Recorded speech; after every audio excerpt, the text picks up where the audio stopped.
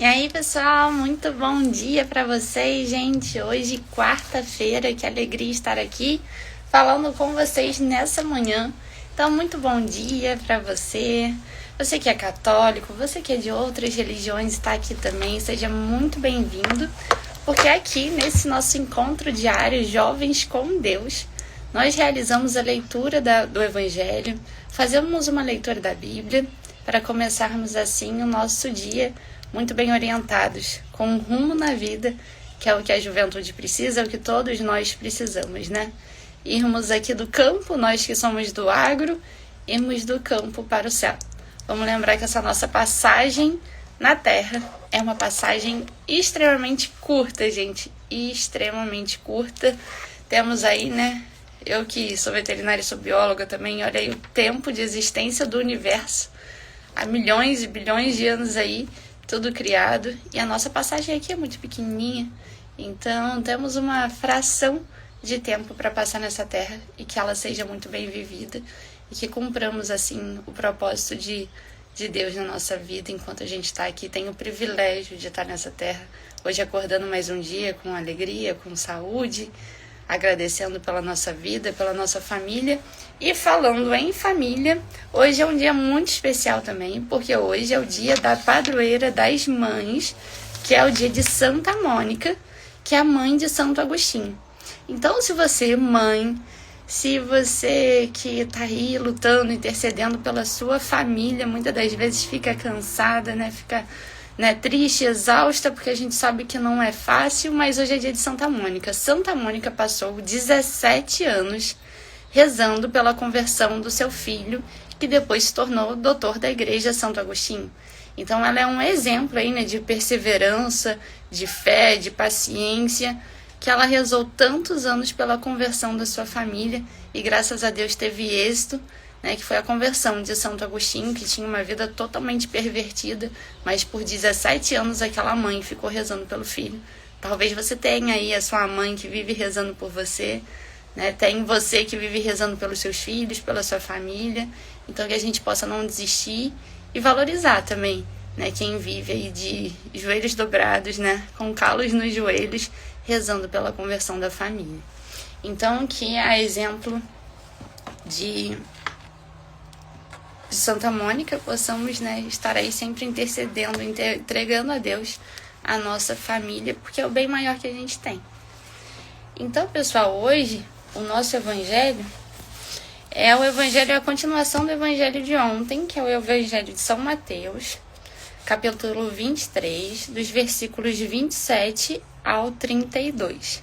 Então vamos lá, porque Jesus faz mais vários puxões de orelha para nós. Então vamos lá ver, entender, conhecer a mensagem que ele tem pra gente. Então, Evangelho de Nosso Senhor Jesus Cristo segundo São Mateus. Pelo sinal da Santa Cruz, livrai-nos Deus, nosso Senhor, dos nossos inimigos, carnais e espirituais. Amém. E Jesus nos diz: ai de vós, escribas e fariseus hipócritas, sois semelhantes aos sepulcros caiados. Por fora parecem formosos, mas por dentro estão cheios de ossos de cadáveres e de toda espécie de podridão. Assim também vós, por fora pareceis justos aos olhos dos homens, mas por dentro estáis cheios de hipocrisia e de iniquidade. Ai de vós, escribas e fariseus hipócritas, edificais sepulcros aos profetas, adornais os monumentos dos justos e dizeis: se tivesseis vivido no tempo de nossos pais, não teríamos manchado nossas mãos como eles no sangue dos profetas. Testemunhais assim contra vós mesmos que sois de fato os filhos dos assassinos dos profetas. Acabai, pois, de encher a medida de vossos pais. Serpente, raça de víboras, como escapareis ao castigo do inferno? Então, mais uma vez, Jesus mostra aqui, né, a preocupação que os judeus tinham com o lado externo, com a parte externa, e não cuidavam do seu interior. Quando ele fala aqui, né, dos sepulcros caiados, os sepulcros caiados são os sepulcros que estavam pintados com cal, E aí o cal era usado para demarcar que realmente ele tinha um cadáver, ele tinha alguém que foi sepultado. Então, ninguém podia passar ali perto, né, para não ficar contaminado. Então, eles demarcavam tudo muito bem para não tocar. Mais uma preocupação de fora, de não demonstrar, de não se sujar, não se preocupado muito com o exterior. E, de fato, Jesus começa aqui falado, vós por fora parecem formosos, mas por dentro estão cheios de ossos, de cadáveres e de toda espécie de podridão. Então, que a gente possa pedir a Jesus para cuidar do nosso interior nesse dia, nessa quarta-feira, nos dar as virtudes, os dons do Espírito Santo. Nós nascemos com todas essas virtudes e com essas sementes dentro de nós. O nosso papel agora é pedir a Deus a força para que com nossas atitudes, de fato, a gente possa conseguir expressar elas no nosso dia a dia e que o nosso exterior esteja conivente com o nosso interior, né? A gente precisa da coerência da vida, viver tanto da parte externa e a parte interna que seja uma coisa só. Não só transparecendo uma coisa, né? Como os judeus, eles transpareciam uma forma de viver muito correta, mas por dentro era pura maldade, puro egoísmo, né? Extremamente fazendo julgamento sobre as outras pessoas.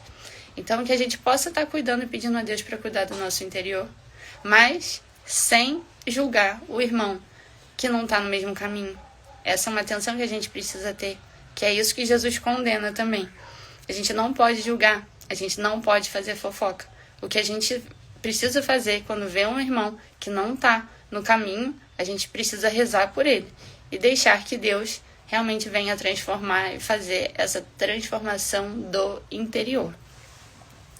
E mais uma leitura que nós temos aqui para nos animar o nosso dia, nos confortar, está lá em Lucas 19. Lucas 19, capítulo 19, versículo 9.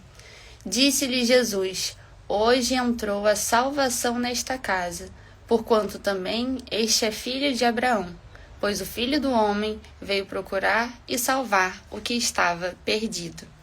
Então, essa é a leitura do dia que Jesus foi na casa de Zaqueu. E aí, Zaqueu, que ele era um cobrador de impostos, né, recebedor de impostos, um homem muito rico, ele queria saber quem era Jesus.